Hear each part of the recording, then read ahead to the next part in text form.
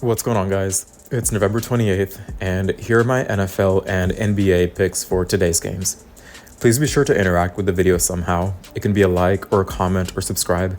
These things help the video get pushed out to a broader audience. For this first matchup between the Eagles and the Bears, the Eagles are most likely to cover the spread. This game is going to be in Philadelphia, and the Eagles are 6-0 straight up at home this season, and they've won those games by an average of almost 14 points. Meanwhile, Chicago has a 3-2 record on the road. The Eagles are also the more physical team between these two.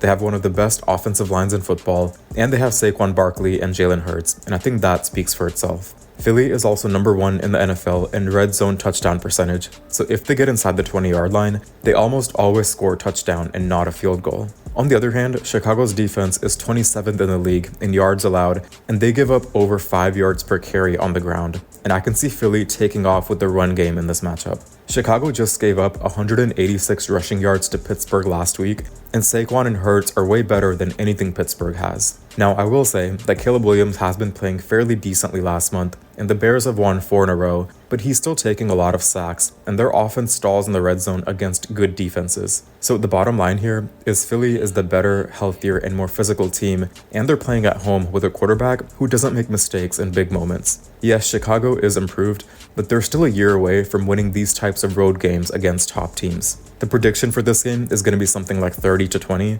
which easily covers the 7-point spread. So in this game, I would go with the Eagles to cover the spread. For this next matchup between the Magic and the Pistons, I think the Pistons are pretty good, but they're not blowing teams out. They're 15-3 right now, and they're on fire, but their average win this year is by about 6 points, and only 4 times all season have they won by more than 6 points against a team with a winning record. In this matchup, they're going against a streaky, physical Orlando team, so it's going to be a pretty interesting matchup. Now, Orlando has been playing excellent basketball right now. They've gone 7-3 in their last 10 games, which is actually the same as Detroit, and they just put up 144 points against Philadelphia in their most recent matchup. Out of the 10 times that these two teams have gone head-to-head, the Magic have won 8 of those, and the last 3 were in Detroit, so they're not afraid of being on the road at Little Caesars Arena. And the Pistons just played and lost a brutal physical game in Boston, and Cade did put up a really good performance, but they're about to travel back home and play again. Meanwhile, Orlando has had 2 full days off, so they're coming in fresh. The bottom line here is this is going to be a pretty scrappy game. It's going to be close and back and forth, and I think Detroit will probably walk away with the win, but it's going to be really close, and I can see the Magic doing their part. The spread opened up at Magic plus 5.5 points, and slowly that spread has been chipping away down to plus 4 and then plus 3, and some bookmakers are even having it at plus 2, and what that tells me is all the people betting right now are putting their money on the Magic keeping it a close game, and that's why bookmakers are really quick to adjust those odds. But that's what I think as well. I think the Magic will cover the spread, so that's my pick for this matchup. The next matchup is the Nets versus 76ers, and Philly is going to be missing their 2 best players, Joel Embiid and Paul George. So it's going to be just Tyrese Maxey and the role players trying to do their best this game. Even though Brooklyn has a pretty bad record, most of their home losses are between 5 to 10 points. And they're a team who fights and they rebound hard and they shoot a ton of threes. The spread for Philly is -7, and that's a pretty risky bet for a team missing 2 all-star players.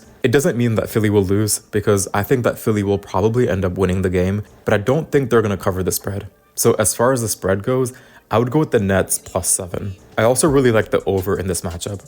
The Nets rank dead last in the league in defensive rating, and they give up almost 120 points per game. So I can see Tyrese Maxey running wild and running up the scoreboard. And when Embiid is out, the Sixers give up a ton of points because they're not able to get as many defensive stops. So Brooklyn is going to get not only their open threes, but they're going to get easy drives to the lane all game, and that's going to run up the score too. In Philly's last 5 games without Embiid, the average total points has been close to 240, and at the time of this recording, the over is 225.5.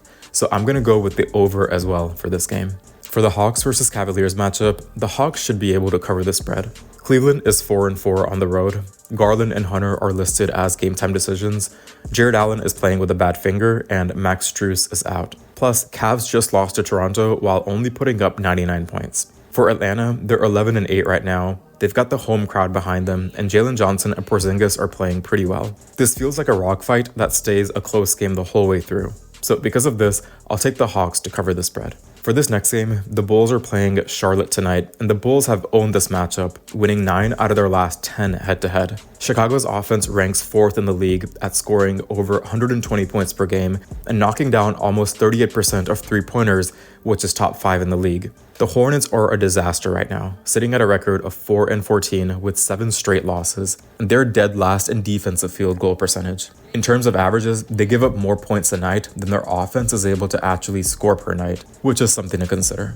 Both teams do have injuries, so that's why the spread is so low for this game, but even then, Chicago should be able to grind out a win, even if it ends up being a really close game. So for this game, either take Chicago to win, or take Chicago to cover the spread. If you have other picks for these games, or the rest of the NBA slate, because there are many more games, then feel free to drop those in the comments below. And again, be sure to interact with the video somehow.